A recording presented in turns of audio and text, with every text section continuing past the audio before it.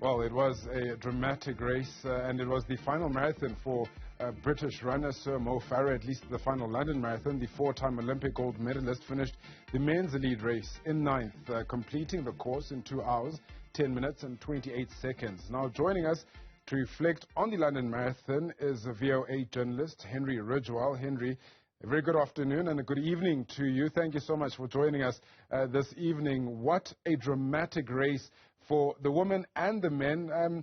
Let's start with Hassan, who, stopped twice to stretch, almost got hit by a motorbike, turned around to go fetch water, negated traditional marathon training. Just talk to me about that performance, how she got ready for it, and how she managed to pull it off.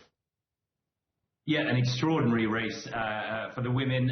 It was, as you say, one of the strongest fields ever assembled for the London Marathon. And Sifan Hassan had a difficult build-up to this race. She's training really for the summer track events, and the marathon was sort of taking second fiddle to that. She was training for the last month during Ramadan, which meant that she could only take minimal food and drink during daylight hours as well. Just 10 days before the London Marathon started, she suffered from an injury to her quad muscle.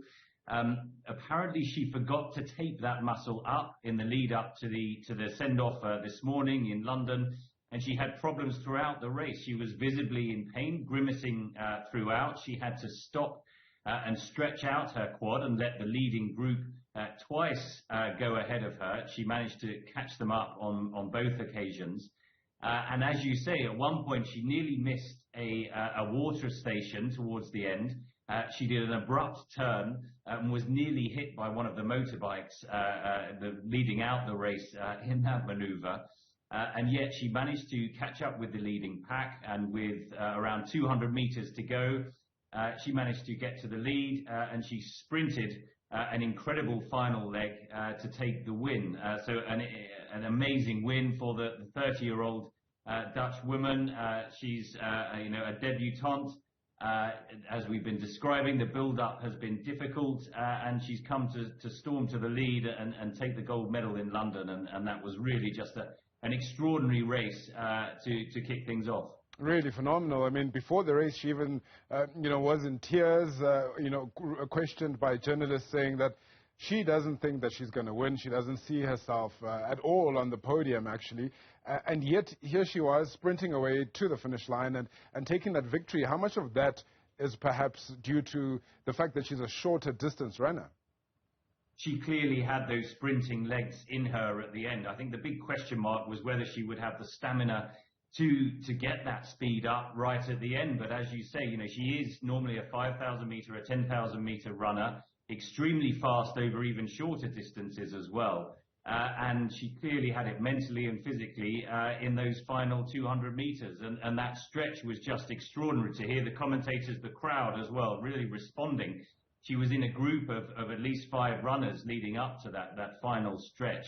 And no one had a hope of catching her there. It really was a full-speed sprint finish, and I think that will give her encouragement and hope, and perhaps make her question where her future career lies. She is already 30, so she's not among the youngest of the competitors in the field. But of course, with the build-up to Paris 2024 Olympics, does she try to go for multiple distances, multiple medals? You mentioned Sir Mo Farah there, of course. He was able to compete and be successful over multiple distances, even 1,500 meters, 5,000, 10,000 and the marathon. So perhaps that is something that Sifan Hassan can emulate as well. And let's not forget, she was in an incredibly strong field here with Perez Jepchirchir of Kenya on a 5-winning marathon streak. She ended up coming third, some 5 seconds behind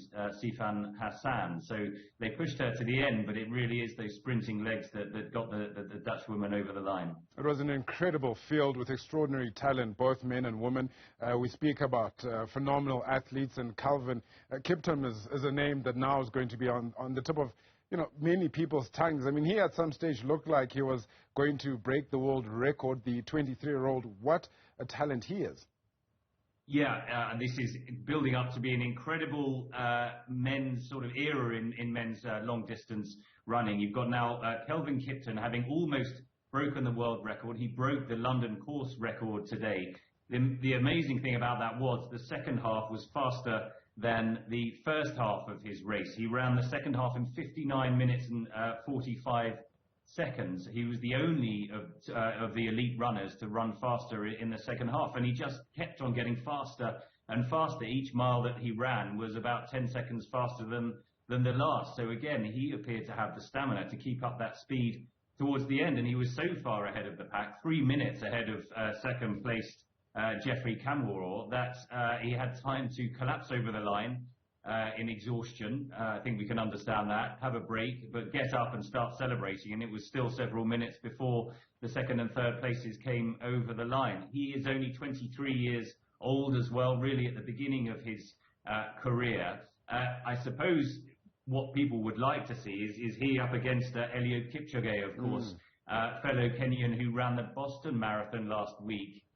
He is the world record holder for the marathon. He got that in Berlin in 2022, just a few seconds, 2 hours, 1 minute and 9 seconds. So let's see, about 19 seconds faster than Kelvin Kiptum. So everybody is anticipating those two going head to head. I think you have to say that Kiptum is the man on form at the moment. Kipchoge only came sixth in the Boston Marathon and said he had struggled with injury to his upper left leg throughout that race too. But again, talking about the build-up to Paris 2024, there is an incredible field of athletes. Any one of 6 or 7, you would say at the moment, who are on top form, able to run around the 2 hour, 1 minute mark, and well capable of getting the gold. And so we look forward to the rest of the season this season and the build up to those Olympics. Yeah, I mean, look, 15 years the difference between Kiptum and Kipchoge, and we do know that the man who is at the moment the best marathon runner of all time is in his twilight of his career. Could we see Kiptum 19 seconds, just 19 seconds behind that world record? It seems like it's inevitable that he's going to break that mark. Yeah, absolutely. I think he will look at his tactics for this race. What we've seen for those who know a lot about this sport is that they look at the conditions and how they might have played out differently. Kipchoge got his world record in Berlin in very different conditions. Today in London, it has to be said, it wasn't pleasant at all. It was wet, a bit of wind around as well. Not pleasant running conditions, not conducive to world record speeds, and yet Kiptum was able to get within a few seconds of the world record. So I think it does seem inevitable that he will get quicker. Maybe he'll look at those split times and wonder whether he could have gone quicker in the first half. He was in the leading pack throughout the race, and perhaps he will look to take that lead out faster. It was a very fast start though already, and sort of slowed up a little in the second quarter of the race. And then he just really put the hammer down at about the 30-kilometer mark today, and no one could catch him after that. And as we've been saying, he won by 3 minutes, an extraordinary margin of victory over, again, a very, very strong men's field as well. So this really is the man to watch at the moment. As you say, Eliud Kipchoge in the twilight of his career, one would imagine he would want at least to run in Paris as well. We await to see what his plans are for races for the remainder of the 2023 season, but really something to relish. Henry Ridgwell, well, thank you so much for your time. We unfortunately couldn't touch on the great British runner Sir Mo Farah, but really do appreciate your time. That is Henry Ridgwell from VOA.